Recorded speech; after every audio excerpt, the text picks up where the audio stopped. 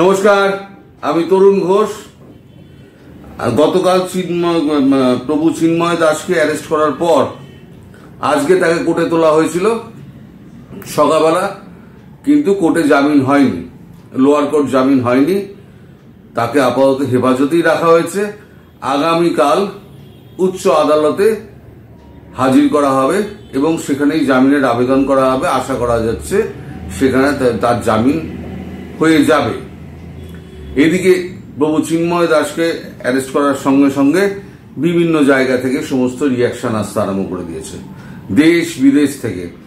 বিশেষ করে আপনাদের বাংলাদেশের মিডিয়া সব রকম চেপে গেলে তো আর কেউ তো আর চোখ বুজে বসে নেই, সব দেশই দেখাচ্ছে এবং নিজেরা চোখ বন্ধ করে থাকলে কি হবে? আপনাদের যে কাণ্ড কারখানা আপনারা যা করছেন সে তো সব দেশ দেখছে এবং ছি করছে।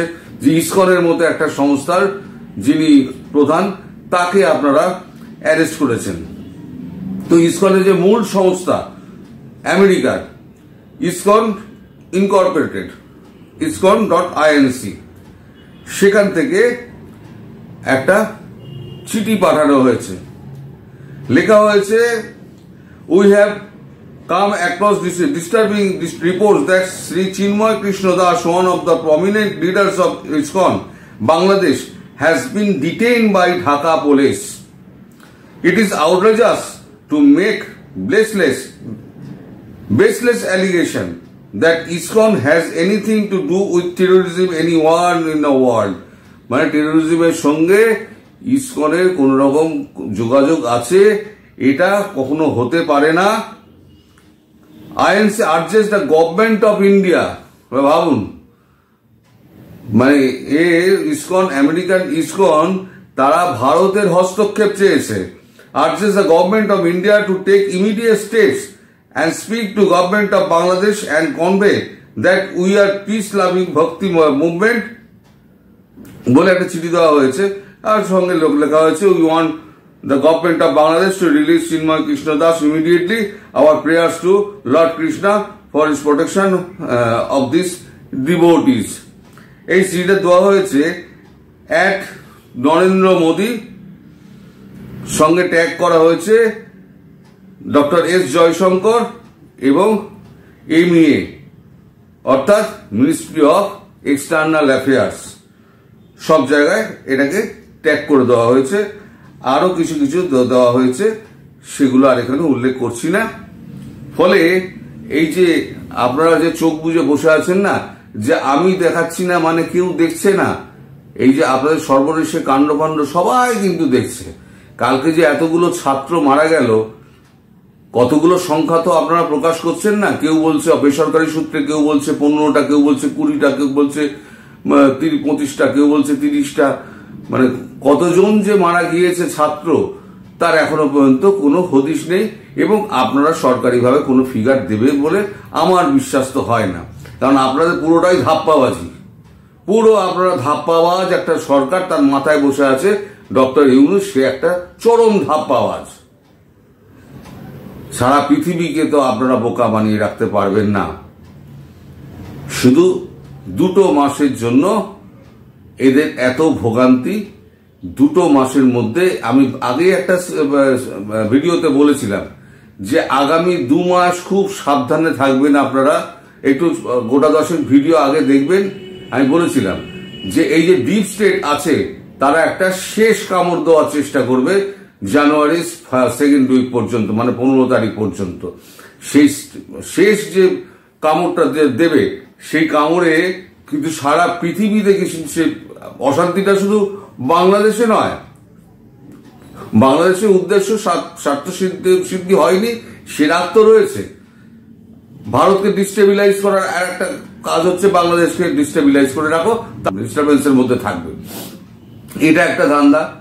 দ্বিতীয় হচ্ছে রাশিয়ার আর ইউক্রেনের যুদ্ধ, তারপরে Iran Israel, Iran Hamas versus Hezbollah versus Houthi, এইগুলো কোন দিকে মোড় নেবে সেটা হচ্ছে ট্রাম্প গদিতে বসার পর।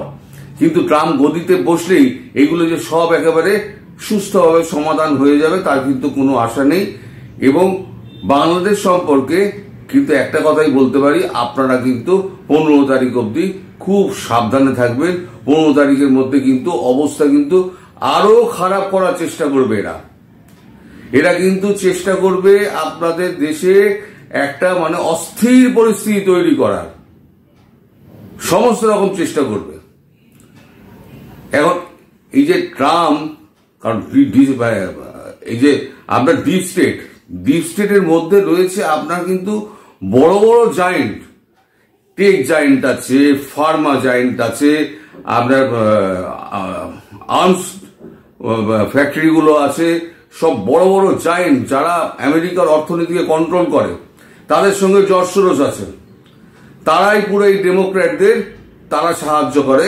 এই তাদেরকে পুরোটা কন্ট্রোলে আনতে গেলে 4 বছরে ট্রাম্পের পক্ষে পুরোটা সম্ভব হবে বলে আমাদের মনে হয় না। যারা আমরা এই আলোচনা করি বিশ্ব রাজনীতি নিয়ে, আমাদের মনে হয় না পুরো কন্ট্রোল করতে পারবে।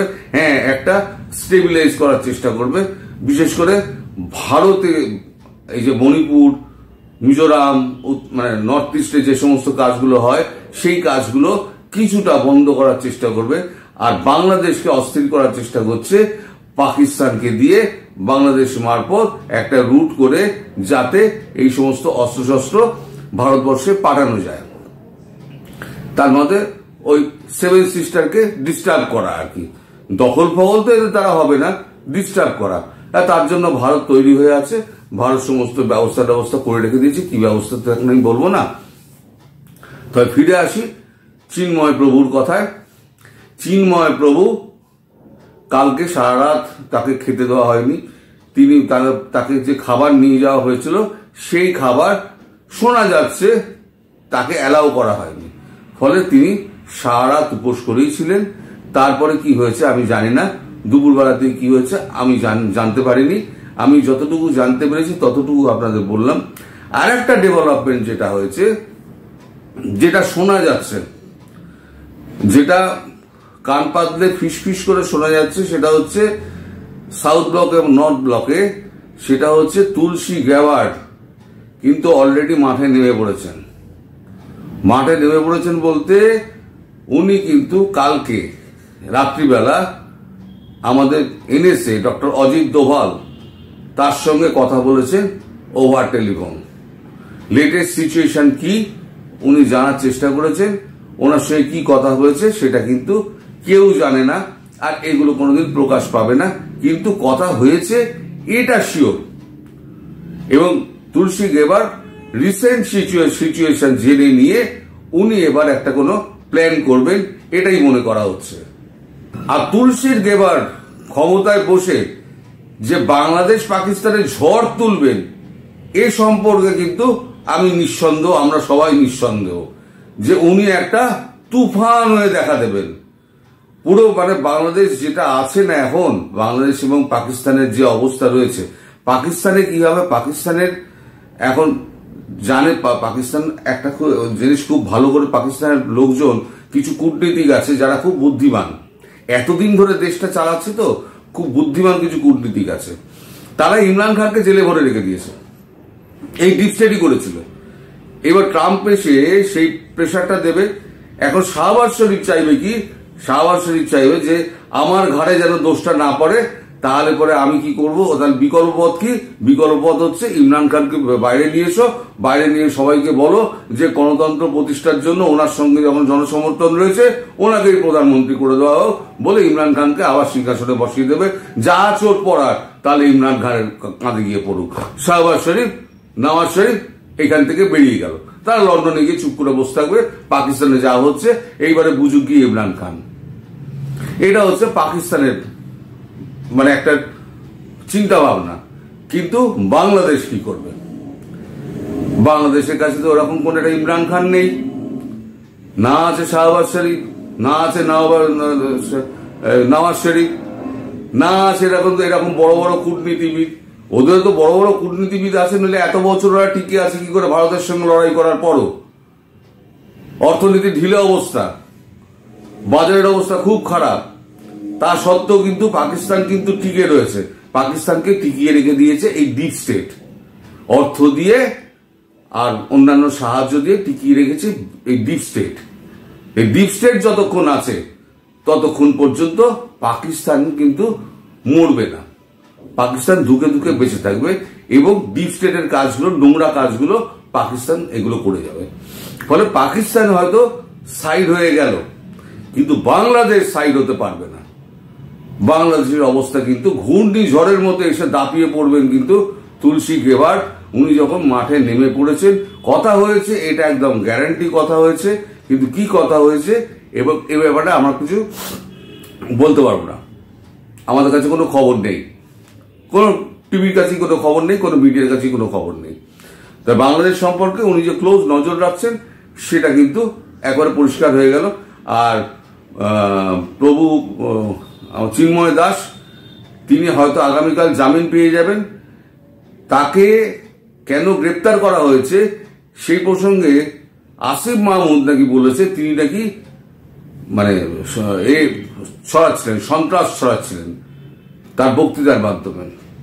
তাই বাংলাদেশ এখন এগুলো বরদাস্ত করবে না।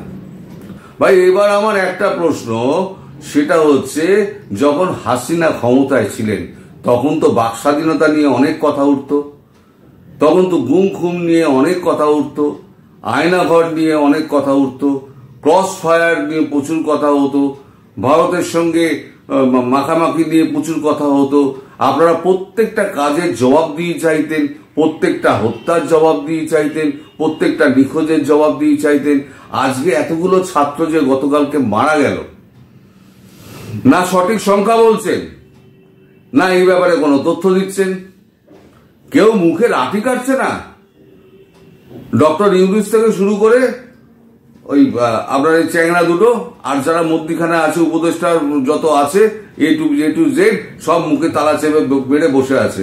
আরে কেন আপনার মুখে তালা চেপে মারলে কি আর পৃথিবীর লোক আপনারা কিছু জানতে পারবে না? আপনারা কি সেটাই মনে করেন? আপনারা যদি এখন সেই বালির মধ্যে মুখ ঢুকিয়ে বসে থাকেন তাহলে পরে কি হবে? তাহলে পরে লোকে যেরকম পাচ্ছে সেরকম লিখবে, আরো অপপ্রচার হবে। আপনি যদি সঠিক তথ্য না দেন তাহলে পরে লোকে এদিক ওদিক করবে, করে করে মানে বেঠিক তথ্যগুলো বেরিয়ে আসবে, সঠিক তথ্য বেরোবে না।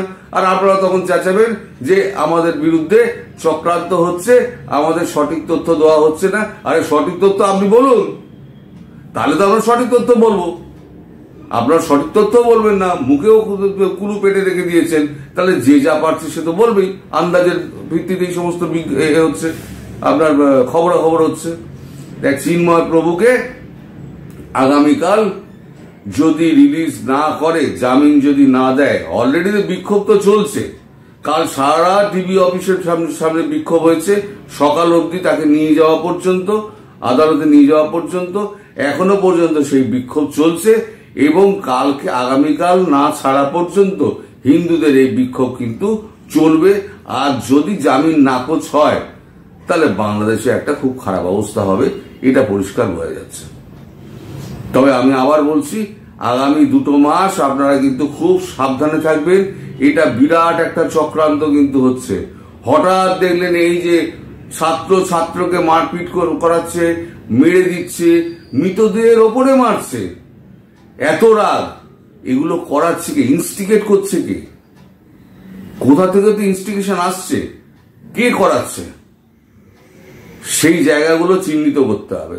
তারাই হচ্ছে ডিপ স্টেটের এই হাত পা চোখ নাক মুখ, এরাই হচ্ছে ডিপ স্টেটের সবকিছু কাজকর্ম করে। এদের চিহ্নিত করতে হবে। এদের চিহ্নিত করতে পারলে সব সমস্যা মিটে যাবে। সবাই ভালো থাকবেন, সুস্থ থাকবেন, সাবধানে থাকবেন। নমস্কার।